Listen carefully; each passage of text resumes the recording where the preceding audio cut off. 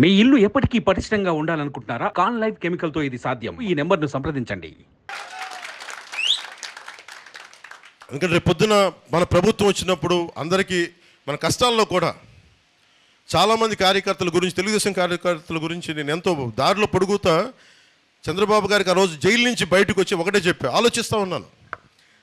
Jail బయట నుంచి ఆయన కలిసి బయటకు వచ్చి గేటుకు వచ్చే లోపు నేను ఒకటే ఆలోచించాను, ఏం చెప్పాలి. అందరిలాగా చాలా తెలివిగా కూర్చొని మంచిది, ఆయన త్వరగా బయటికి జైలు నుంచి రావాలని కోరుకుంటున్నాను అని చెప్పి కూడా వెళ్ళిపోవచ్చు. ఆ తెలివితేటలు కూడా నా దగ్గర ఉన్నాయి. అలా ఉంటే మీరు ఎలా ఉంటుందో ఆలోచించండి. నేను ఆ తెలివితేటలు చూపించలా. అరే, కష్టాల్లో ఉన్న వ్యక్తికి ఒక 4 దశాబ్దాలు పార్టీని కొమ్ము కాసేశారు తెలుగుదేశం కార్యకర్తలందరూ. మీకు అండగా నిలబడాలంటే నేను ఏం చేయాలి? నేను మనసిప్పి మాట్లాడాలని నిర్ణయించుకున్నాను. ఆ రోజునే అలయన్స్ని ప్రకటించాను. పెద్దలకి, మన భారతీయ జనతా పార్టీ పెద్దలకు కూడా తెలియజేశాను. అదేదో నిజంగా మనకు ఆంధ్రప్రదేశ్ ఇబ్బందులు చూసి నేను చేయాల్సి వచ్చింది, పెద్ద మనసుతోటి సహకరించండి అని చెప్పాను. పాపం వాళ్ళు సమయం తీసుకున్నారు. పెద్ద మనసుతోటి అమిత్ షా గారు ముందుకు వచ్చి, జేపీ నడ్డా గారు ముందుకు వచ్చి మనస్ఫూర్తిగా మీరు గెలవాలి అని చెప్పి వాళ్ళు కూడా భాగస్వామ్యం తీసుకున్నారు ఈరోజు. సో నేను కోరుకుంటుంది, మన ప్రభుత్వాన్ని స్థాపిస్తున్నాం. టీ టైం ఉదయ్ శ్రీనివాస్ గారిని గెలిపించవలసిందిగా మనస్ఫూర్తిగా కోరుకుంటున్నాను. అలాగే వర్మ గారు కొంచెం మీరు ముందుకు రావాలి. ఈయన ఒక మాస్ లీడర్. నాకు ఈయనతోటి నాకు బాబు నువ్వు కూర్చో, నాకు కనిపించలేదు. నాకు ఈయనతోటి నచ్చుద్ది.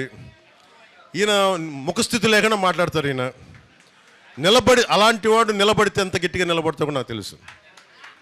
వారి అబ్బాయికి కూడా మనస్ఫూర్తిగా ప్రత్యేకమైన కృతజ్ఞతలు. జూనియర్ వర్మ గారికి. కృష్ణరాజు గారు మీరు రండి. కృష్ణరాజు గారికి కూడా పాప ఆయన కూర్చొని పెద్ద మనసుతోటి సహకరించి ఈ రోజున ఈ పొత్తుని ముందుకు తీసుకెళ్తాను. మనస్ఫూర్తిగా ధన్యవాదాలు తెలుపుకుంటూ, ముఖ్యంగా వర్మ గారికి, నియోజకవర్గం నా గెలుపు మీ చేతుల్లో పెట్టాం.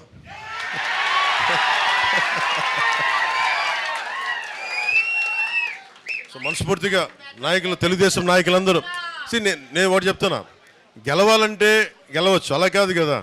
గెలుపు చిరస్థాయిగా ఉండిపోవాలి, మర్చిపోయేలా భారతదేశం ఏదో మీరు గుర్తుపెట్టుకోండి. మన జగన్ ఏం చేశారు చెప్తాను. జగన్ ఒక నిమిషం, ఆ జగన్ ఏం చేశాడు చెప్తా.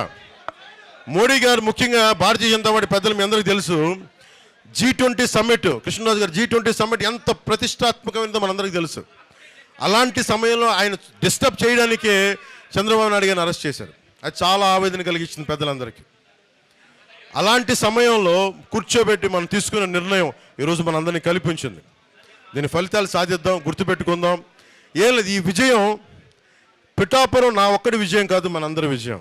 వర్మ గారి విజయం, కృష్ణరాజు గారి విజయం, మన టీ టైం ఉదయ్ శ్రీనివాస్ విజయం, మన జనసేన కార్యకర్తల విజయం, తెలుగుదేశం కార్యకర్తల విజయం, తెలుగుదేశం సోదరుల విజయం, వీర మహిళల విజయం, భారతీయ జనతా పార్టీ నాయకుల విజయం. ఇది మనందరి సమిష్టి విజయం. దిగ్విజయంగా ఉండాలని చెప్పి తెలుగుదేశంకి జయము జయము, భారతీయ జనతా పార్టీకి జయము జయము, జనసేన పార్టీకి జయము జయము, ప్రజలకి దిగ్విజయం కలుగుకాక. జై జనసేన, జై హింద్. సుమన్ టీవీలో మీ పర్సనల్ అండ్ బిజినెస్ ప్రమోషన్స్ కోసం కింది నెంబర్కి కాంటాక్ట్ చేయండి.